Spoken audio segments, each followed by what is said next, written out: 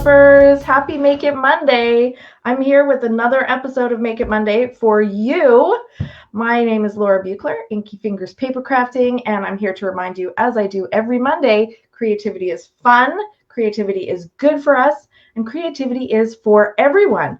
I've got my special guest in the studio with me today, my friend Mark, aka the Duke, and he was just about to ask me a question about stamping. What did you want to ask me, Mark? Well, it's about die cuts and stamps. Ooh, okay. And I'm like, well, if I were to stamp the paper first and then die cut, then it would be easier than cutting and then stamping. But if anything were to shift, then I couldn't recover. This is a brilliant question. We're going to get into that today. Okay. I'm so glad that you brought it up.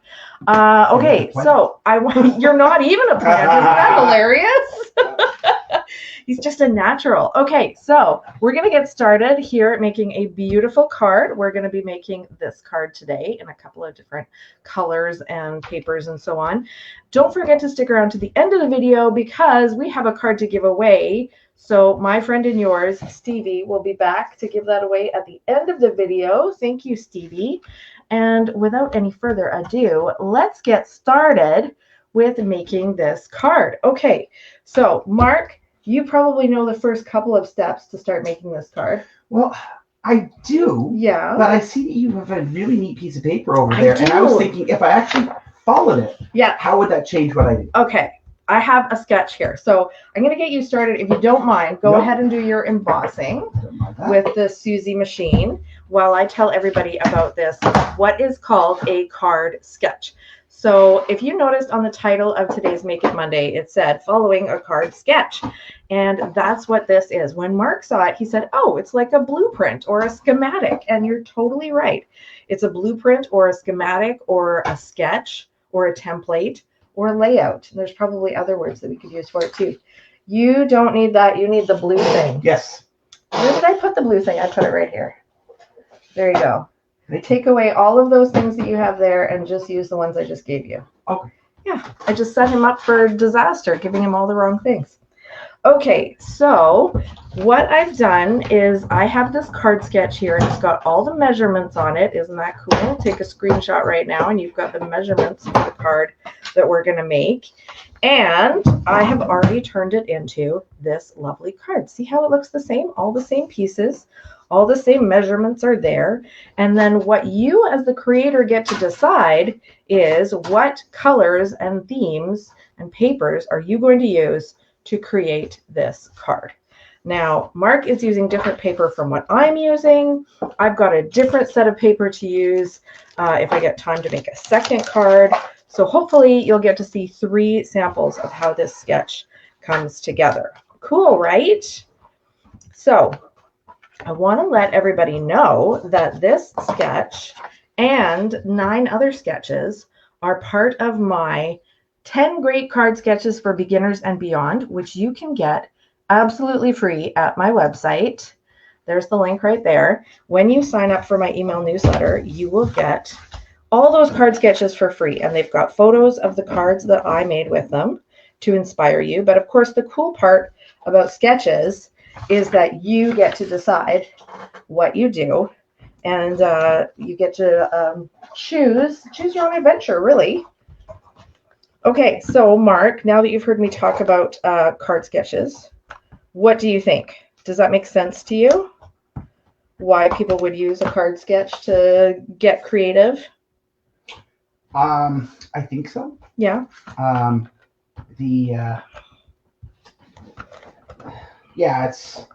think it's when I look at this, like, this is great because it helps me have my uniform positioning. Right. And then if I want to be a different flavor of creative, I have the rules and I can pick which one I break.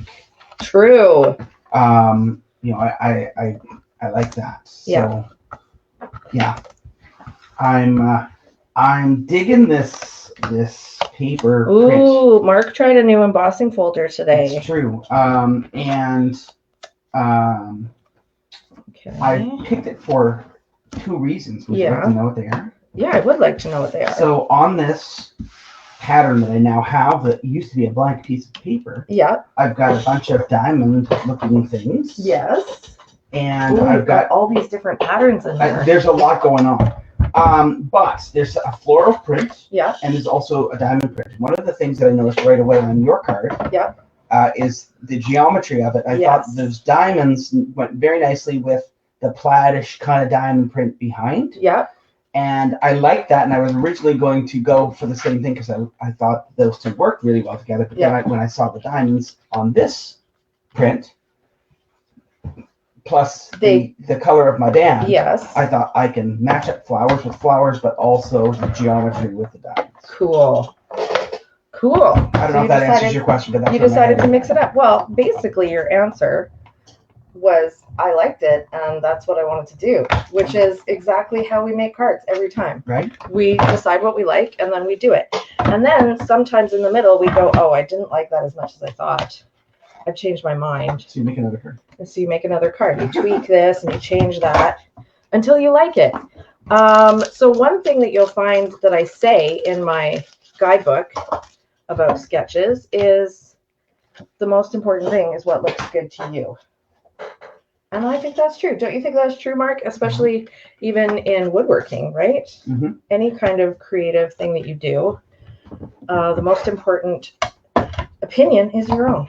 Well, and or the clients. Yes, if you're doing work for a client, obviously, yes. But, I like to say that the wood tells me what it wants to do. Oh, I like that.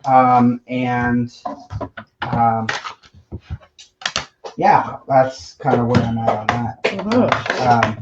I have a number of projects happening. I had somebody approach me and say, I don't know how much I would have to pay you for this, or if you could do it or would do it, but have you ever made a coffin?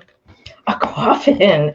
Have you met some Gothic friends? Well, they're thinking forward to something around Halloween, and they're trying to make sure they have enough time. And I thought, well, where I've not done one, probably could. I found a blueprint or a schematic for it. Nice. Maybe we need to make some casket-shaped cards for Halloween, like invitations. That's a cool idea. That's an idea, but that's a different month. Yeah. Okay, so when I look at the card, yes, I should be sticking the diamonds to the diamonds. Yep. And then sticking that to the overall card. Yes. So I've got my 2 small diamonds stuck to 2 small diamonds, and now I'm putting them onto the front of my card. What I was thinking, though, is I do have one more die cut to do for my That's true, label. You do. And did we actually land on the answer to my question? We have not. So this is a good time to get into it. All right, so I have got some little dies right here. Do you know what die you're wanting to use? I do. Okay, maybe you could pass it down so I can... Perfect, okay. So we've got some dies here that we want to use for our sentiments. And Mark's question is, if I know I want to die cut and stamp a sentiment, do I do the die cutting first or the stamping first? Most of the time, Mark, my approach is to do the die cutting first and then the stamping. Because, as you pointed out, sometimes as you're putting the die through the machine, it can shift a little bit. And so if you have something already stamped and then your die shifts, now you've cut a hole through the middle of your sentiment, which is annoying. The exception to that rule is if you have, I don't have anything on hand that is an example of this. Oh, let me grab one. Hang on. Okay. So the exception to the cut first rule is if you have a stamp like this and then a die that is the same shape. In that case, you would stamp that first and then use the die to cut it out. Because if you cut out this shape and then try to line up a stamp inside that, you are letting yourself in for a headache. Some people can do it because some people are magical and amazing, but I am not that, at least not in that particular way. So in this case, I would stamp first and then die cut. Did that answer your question, Mark? Yes. Okay. So we can use Will for our small die cuts, and I think I can do both of ours at the same time. Oh, thank you. How about that? You're an expert. Okay, so grab some white scrap here. You're going to use this one. How's your card coming over there? It looks like you're almost done. Oh, no. Oh, no, he says. You'll lap me at any point. Okay. Where there's a will, there's a way. Here we go. There's your banner. Thank you. Shall I call it Bruce? You could. There's my little rectangle. And let's see here. This is what I've got so far on my card. I've got my 2 small diamonds. And these 3 dies can go over here, be out of my way. And this, oh, I put this a little bit too low, but that's okay. All right, here's what the sketch looks like. So I should have maybe put these diamonds a little bit higher to leave room for the little band at the bottom. So what I'm going to do, can I have that take your pick tool? Thank you. Does it have, it does not have the little tool I'm looking for. These are not the droids you're looking for? They're not. Now, for me to stamp this, I should use this. Yes. Scrap paper for those who cannot see what I'm doing. Yes. There we are. There's my little spatula. Okay, so if you ever stick something down and you're not happy with it, you can run this little spatula underneath, break the seal of the adhesive, and take it off. How about that? Another solution is to just put up with it and not be too wrapped up in perfection. Or accept it for its, exactly. for the personality that it has. That is often a technique that I employ, but I decided today to show you how you could change it up. Okay, so what sentiment are you using, Mark? Thank you for everything. Thank you for everything. That's a lovely sentiment. And it looks like it fit just marvelously on your die cut shape there. Okay. Mine is going to say, maybe I'll do that right now. You are seriously the best. Seriously. Seriously. And I'm going to use Garden Green, which is the same color as my card base and these little borders around my diamonds. Okay, this is going to be a bit of a challenge, but I'm pretty sure I can do it. Look at that, I did it. You are seriously the best. Love it. Okay. So what I want to do now is find my large diamond, and I'm going to put my large diamond on with dimensionals. Bless you. Excuse me. Allergies are terrible this year. I don't know what I'm allergic to. Do you want some ribbon to go on your card? Well, I was just thinking about ribbon. Yeah, there's ribbon in the sample. Can you cut it around the old oak tree? There's not ribbon in the sketch because, you know, that's how things work sometimes. You just can change it up and get inspired. Use it as a jumping off point. You don't have to make it exactly the same. That being said, Mark, what is your preference? Would you like some ribbon? I've changed my mind. Okay. Thank you. I'm doing something different. Okay. And the ribbon actually won't help. Okay. Well, that's exciting. Now, I think I'm going to pull my camera over to Mark so we can see what kind of different things he is doing. Where do you want it? Oh, look at that. So That's I really went with the cool. diamonds. In the front diamond for yours is the back diamond. Yes, yes. You put your small diamonds in front and the big one in back. And love it. And if I would put a ribbon on, that would be too noisy. So, but I wanted to showcase. I wanted all the little pear pieces to all be showing. And even though it's interesting, they are on a diagonal, not straight up and down. And I went with this color of ink because of this band. Yes. So Mark asked me what color that is in behind there, and I said it's Secrecy. So I gave him the Secrecy ink, and that's what he used. Now you're sworn to secrecy. I didn't even think of that. Hey, Kathy, thanks for tuning in. Kathy thinks your card is awesome. Thank you, Kathy. There's some embellishments. Yeah. Those are always the best. Right? Okay, I'm looking for embellishments for my card now. And you actually finished your card before me. Well, you were teaching. That's true. I was talking, blah, blah, blah. Yeah, usually that's me. So now I have to catch up. I have to make my second card. The fun thing about, I think your camera is not on anything right now. Oh, that's true. Okay. It's on our supplies. Yeah, okay. There we go. Now it's moved over to watch you put on your embellishments. There we go. Okay. What were you saying? The fun thing about something? I don't know. It's gone. Okay. There's lots of fun things about different things. I was involved in a thing with the Fringe Festival. Yes, you were.